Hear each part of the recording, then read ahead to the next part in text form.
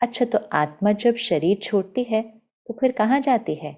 अजर अमर अविनाशी आत्मा कहाँ जाती है? आत्मा एक शरीर छोड़कर माँ के गर्भ में प्रवेश करके अपने नए शरीर में प्रवेश करती है। वो नया शरीर फिर बनना शुरू होता है। तो वो शरीर जस्ट बनना शुरू होता है तो एक शरीर छोड़ आत्मा दूसरे शरीर में प्रवेश करती है। तो मृत्यु का अर्थ क्या है? मृत्यु अर्थात मैं आत्मा, ये जो शरीर जो दिख रहा है, ये चोला, इसको छोड़ती हूँ।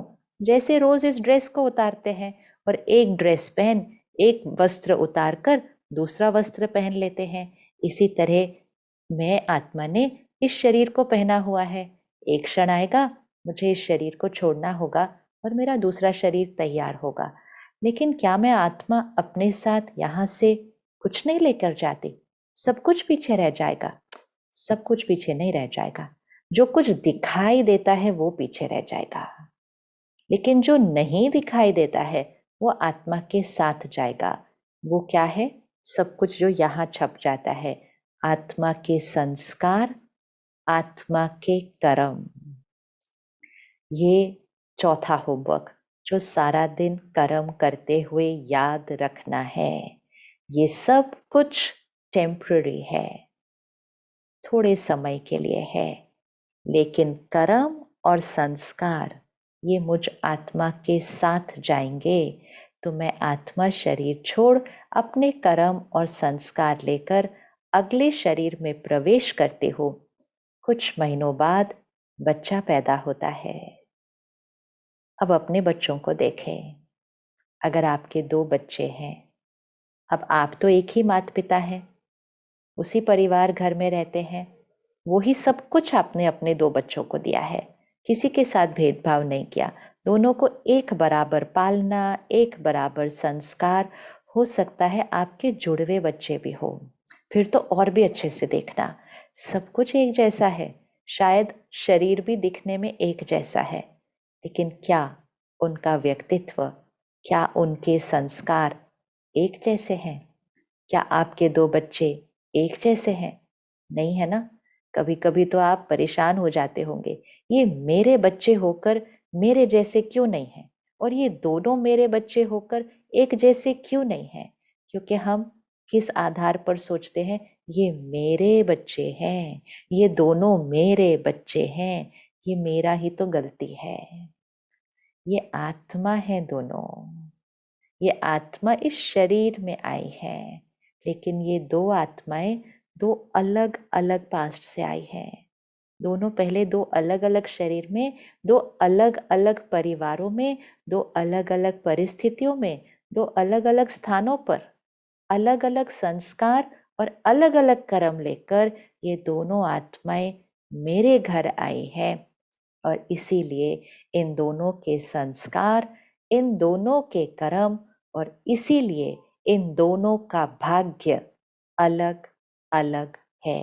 तो मन के बहुत सारे प्रश्न खत्म हो जाते हैं सिर्फ एक बात याद रखने से कि मैं आत्मा हूं। इतने सारे प्रश्नों का उत्तर मिल जाता है। नहीं तो मन सोचता ही रहता है, ये ऐसे क्यों है, ये ऐसे क्यों है, ये ऐसे क्यों करता है, वो ऐसे क्यों करता है। एक सिंपल आंसर, ये आत्मा है, और आत्मा अपने संस्कार और कर्म लेकर आई है, और हर एक के अलग अलग संस्कार, अलग अलग कर्म हैं। तो हर एक को समझना बहुत सहज हो जाता है, और फिर ऑफ कोर्स हम उनको पालना देते हैं।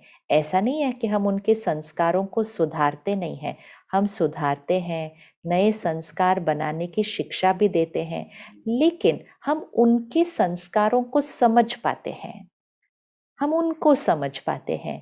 आजकल हम कितनी बार कहते हैं हम इनको समझ नहीं पा रहे हैं। क्यों नहीं समझ पा रहे हैं? क्योंकि हम रिश्ते और रोल के आधार पर देखते हैं। हम कहते हैं मेरा बच्चा होकर ऐसा किया, मेरी पत्नी होकर ऐसा बोला, मेरे माता पिता और मेरे साथ ऐसा किया। हम रिश्तों के आधार पर देखते हैं। मेरे बच्चे, मेरा पति पत्नी, मेरे माता पिता, मेरे कर्म साथी, ये सब आत्मा है।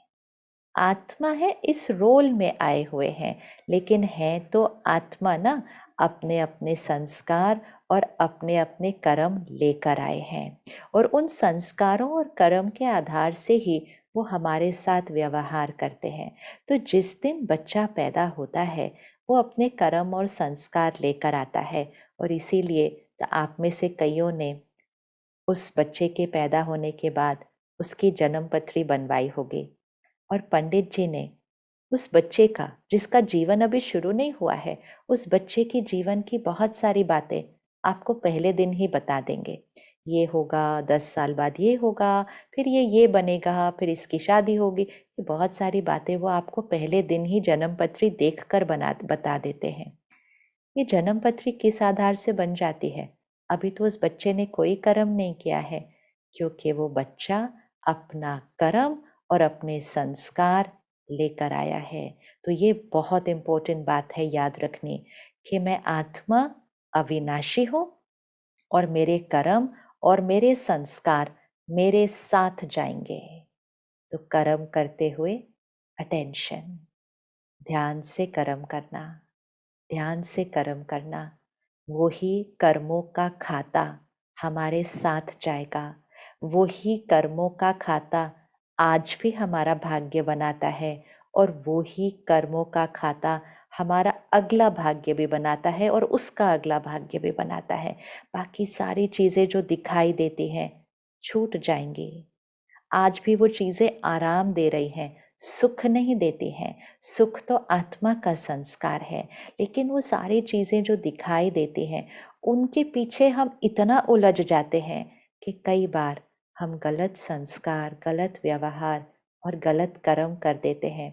हम सोचते हैं अभी तो काम हो जाए, लेकिन वो कर्म हमारे साथ जाएगा। तो बहुत अटेंशन।